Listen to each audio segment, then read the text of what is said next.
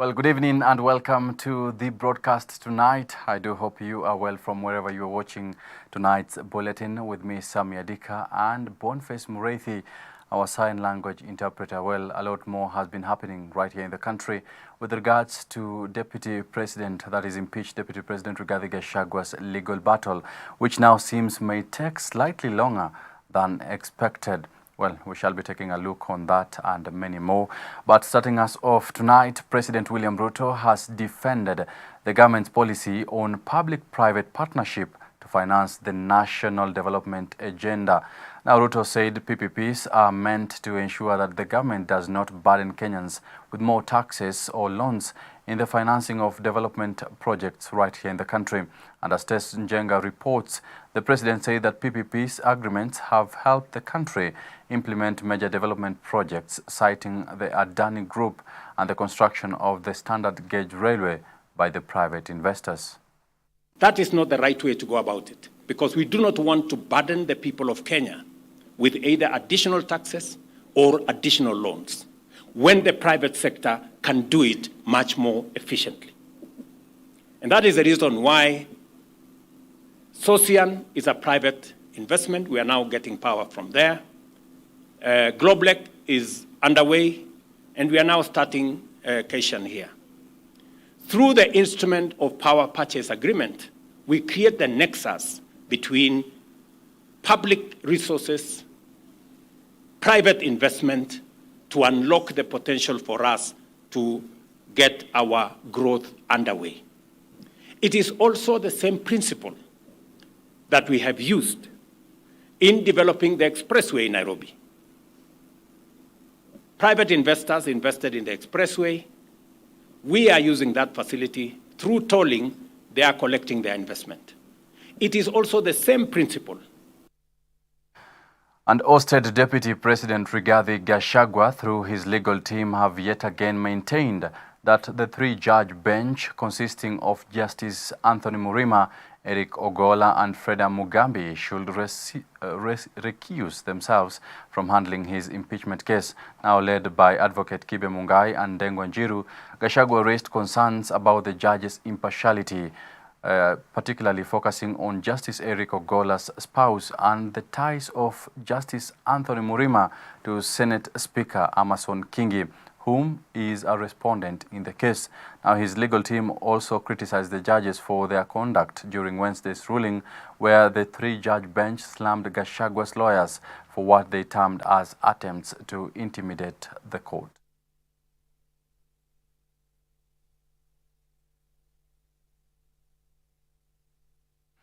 And members of the public are expected to submit their final views on the extension of term limits for the president and elected leaders by Friday, that is 25th October, before the Senate's Committee on Justice and Legal Affairs. The bill, sponsored by Nandi's Senator Samson Cherargei, will see President enjoy a 7-year term if the bill amendment Article 136 of the Constitution. Now, Kiambu Senator Karungo Wathangwa has, however, opposed the amendment bill, countering it with a proposal to replace the current term limit with a 4-year term limit. Alice Diana tells us more. The House will then move into... The Senate Standing Committee on Justice, Legal Affairs and Human Rights will on Friday hold a public hearing on the Constitution of Kenya Amendment Bill 2024 that seeks to, among other things, extend the term of members of parliament and the president from 5 to 7 years. Nandi Senator Samson Cherargei tabled the bill in Senate, seeking to change the term limits of elected leaders in the country.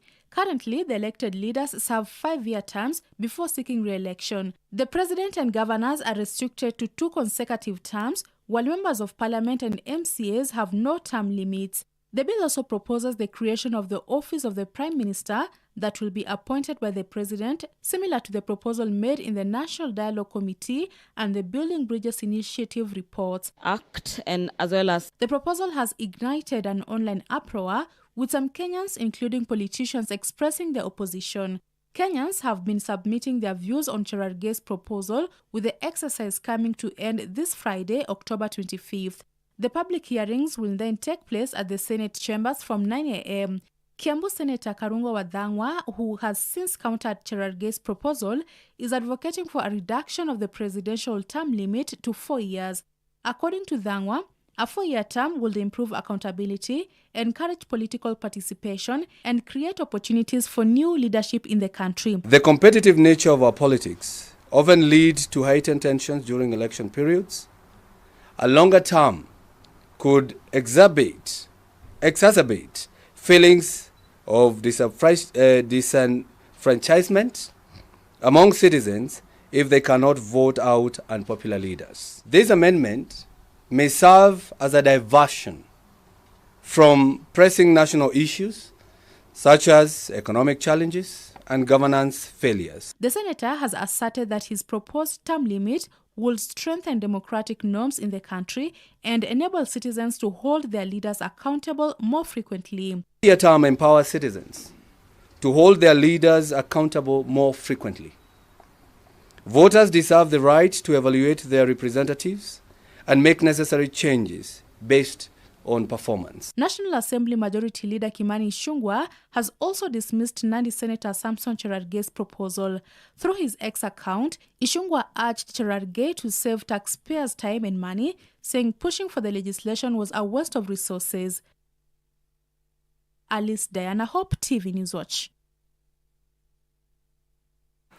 Well, many thanks, Alice Diana, for that specific report. Away from that, now on Matters Health, President William Ruto has yet again urged Kenyans to continue registering under the Social Health Authority, saying they would enjoy more healthcare benefits than they did under the defunct National Health Insurance Fund, NHIF. Now speaking while commissioning a cardiothoracic center at Tenwek Mission Hospital in Bomet County, established by the African Gospel Church, AGC, World Gospel Mission, and the Samaritan's Purse, the head of state further noted that more than 13 million Kenyans have registered under SHA over a month and expressed confidence that migration from NHIF will be complete in the next 3 months. Now, President William Ruto also lauded faith-based organizations for partnering with national government to provide affordable and accessible healthcare services to Kenyans over the years. One of our pillars in the next 5 years to make sure that we not only make health affordable, but also accessible. You are, by providing this facility, the kind of services that would be provided by this facility, people would need to travel to India to get them. But now we don't have to. We can find the facilities here at home. And I must commend Samaritan Purse and all the other partners. I know many people have contributed to make this facility what it is today. And to complement these developments, the government is implementing bold healthcare sector reforms to enhance financing, regulation, investment, digitization, and the provision of adequate skilled and motivated professional personnel to deliver UHC. Towards this end, I signed 4 key laws last year: the Social Health Insurance Act, the Primary Health Act, the Digital Health Act, and the Facility Improvement Financing Act.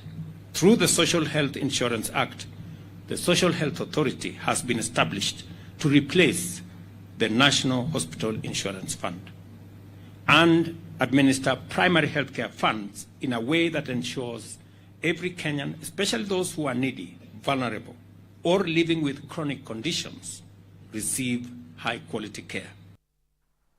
Well, we shall be taking a short commercial break. Don't go too far, but when we are back, we shall also be taking a look at some of the issues that continue transpiring right here in the country.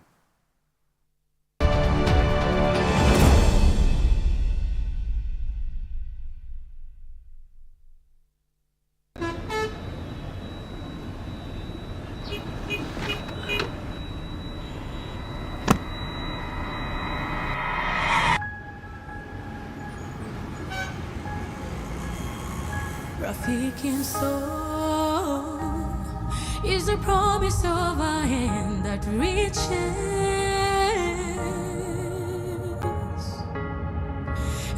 goes beyond watangaza tumaini kote.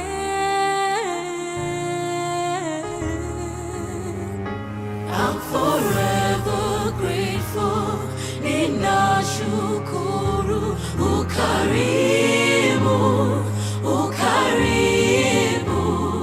I'm forever grateful, ninashukuru ukarimu, ukarimu.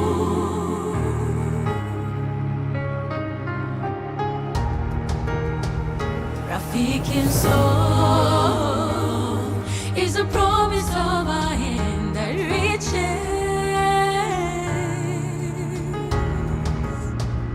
and goes beyond watangaza tumaini kote. I'm forever grateful, ninashukuru ukarimu, ukarimu. I'm forever grateful, ninashukuru ukarimu, ukarimu. Rafiki msoul. Friends of Hope, keeping hope alive.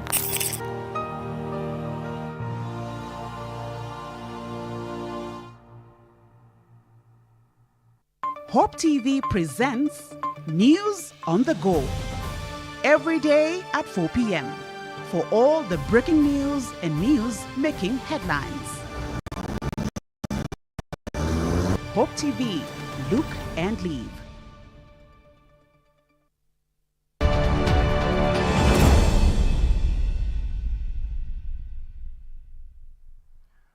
Welcome back, and remember, do get in touch with us through our socials at Hope TV Kenya and at Sammy Adika. On matters peace, a section of governors have shunned exclusion politics in the country, calling for the unity of all Kenyans. Speaking in Turkana County, 6 governors say there is a clear need by the nation to come together and shun tribal politics, saying there has been a deliberate plan to bring the country together as opposed to division along tribal lines. Now, the governors further insisted that the country stands to reap more by coming together.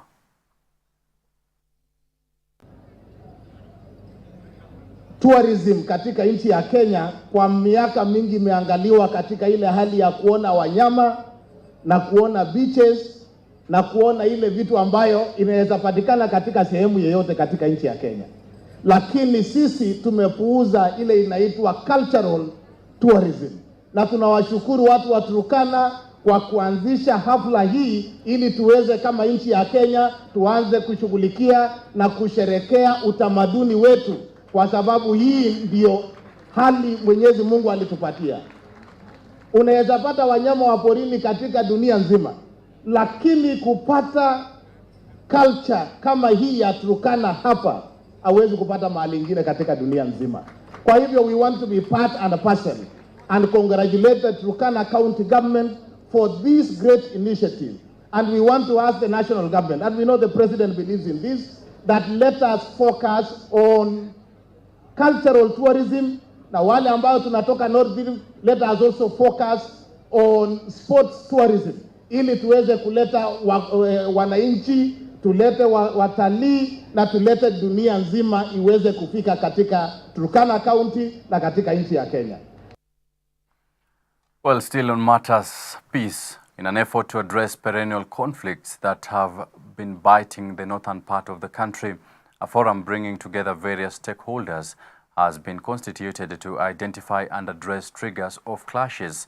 Now, speaking in Nanyuki during a 3-day workshop on peace building and cohesion, the participants identified cattle rustling, boundary disputes, clan tensions, political interference, and effects of climate change as major challenges to realizing peace and harmony within the northern part of the country. Now, the forum, spearheaded by Frontier Counties Development Council, brought together religious leaders, national government officials, civil society organizations, representatives, and National Cohesion and Integration Commission from the counties of Isiolo, Samburu, Marsabit, and Laikipia. The stakeholders further noted that addressing peace in any of the 4 counties would have ripple benefits in other areas since they were facing common challenges. And moving to the coastal part of the country, over 7,000 squatters in Singila, Majengo, Taita Taveta County are facing eviction after Voi Lands Courts ruled that more than 30,000 acre piece of land belongs to Taita Estate Sisal Company. Now, Justice Edward Wabwotso's decision was not well received by the residents who are now claiming that the lease period came to an end and it's time they are given back the controversial land. Now, the squatters are calling on President William Ruto to intervene, claiming their local leaders have failed to address their concerns with regards to that specific land. Ndio haki kama Wataita na Wataveta. Hatutaweza kuwa tunaangaishwa na mahakama, watu wa Voi wabomolewe, watu wa Mwatate waangaishwe. Sasa inaonekana watu wa Wataita ni kama hawana haki katika hii Kenya. So tuna plead na President William Samoei Ruto. Serikali yako ni ya kutenda haki. Wewe kilio chako, ile sera yako Mheshimiwa Rais ni kuangalia haki za wanyonge. Huu uamuzi umetolewa na mahakama ya Voi leo mbele ya Justice Sabota, hatutakubaliana nao. Tumejipanga kwenda Court of Appeal na kusimamisha chochote Taita Sisal wasifanye lolote. Hiyo ni ardhi ya jamii na ni ardhi yetu ya community. Hatutakubali kwa vyovyote vile. Ni judgment ya the petition tulikuwa tumewasilisha tukichallenge among other things title na whatever process went on in parliament, na baadaye kasemekana shamba irudi kwa mwananchi.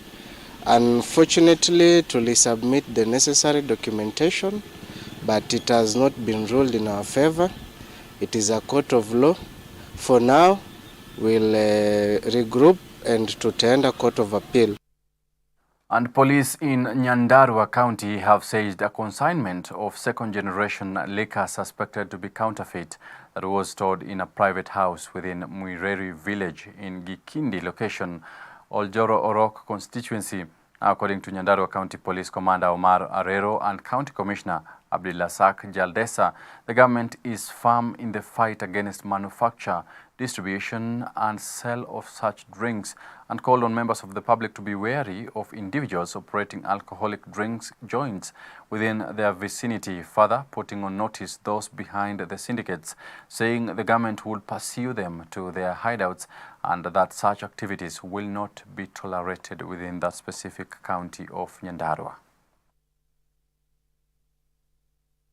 Business, Safaricom has contributed 983 billion Kenya shillings to the Kenyan economy as it sustained over 1 million jobs in the last financial year. This is according to the telco's 13th Sustainable Business Report that was launched at the beginning of the transition to be Africa's leading purpose-led technology company by the year 2030. Now, Safaricom's economic value to society through its operations stood at 562.2 billion Kenya shillings, while M-Pesa's social value stood at 348 billion Kenya shillings as the platform continues to transform lives by impacting the customers, agents and dealers. The report was launched a day after Safaricom celebrated 24 years of transforming lives. So today we are very happy as a Safaricom community, more than 6,000 employees, celebrating Safaricom turning 24. So today, which is the 23rd of October, 2024, Safaricom has turned 24. 24 is a very big milestone. Next year, we are going to be celebrating our Silver Jubilee. We are very happy to send all our employees around the country to celebrate with customers. I'm here as CEO of Safaricom in at Junction Shop. I've just cut the cake with customers. Customers were very happy. I rewarded them with airtime, with other gifts that they can take home, whether that is unga, sukari, and so on and so forth. And it is a moment to reward our customers for their loyalty, for being patient with us, for always being with us. But also it's a way of celebrating the many years that we have been transforming lives. Safaricom is known for transforming lives, whether it's in the way we support this country on supporting Kenyan passion points, in sports, in music, whether it is how our foundation support community in healthcare, in education, in economic empowerment, or even in the way that we keep the country connected, providing connectivity. We have 4G everywhere. Now we have 5G in 1,100 sites. At the end of this year, we are going to have 5G in 1,800 sites. So we are celebrating connecting Kenyans, enabling Kenyans live better, and really showcasing a brand that has been all about Kenyans. So it's about celebrating life. Well, still on matters of business, Absa Bank Kenya has partnered with the International Finance Corporation, that is IFC, a member of the World Bank Group, to provide training for over 600 suppliers in the past 2 years, preparing them to access corporate procurement opportunities. Now speaking during the training session, Absa Bank Kenya Head of Sustainability and Corporate Affairs Charles Wakabi underscored the bank's commitment to diversifying its supply chain to be more inclusive and diverse. The bank aims to increase its supplier diversity and inclusion ratio to 30% by 2025, up from the current 18%, thereby expanding opportunities for women, youth, and individuals living with disabilities to participate in the procurement process. This morning we had the opportunity of training close to 200 entrepreneurs on corporate procurement readiness. It's part of a larger program that we are running with the IFC. The program is called Sourcing to Equal, and this program primarily aims at helping entrepreneurs develop themselves into businesses that are ready to supply to corporate. So it's a corporate procurement readiness training that we've been running. We've been running it for a few years now. In total, we've covered about 600 businesses that we are now comfortable. They can begin to do supplies to Absa as well as to other corporates in the market. And this is entrenched in our sustainability commitments. One of the commitments we have made as a business is to diversify our procurement, to have at least 30% of our procurement being to women, youth, and persons living with disability. Well, that's all we had for you tonight. Many thanks for choosing Hope TV right here. My name is Sammy Adika, and our sign language interpreter at the right bottom of your screen is Boniface Mureithi. Do have a wonderful night. Goodbye.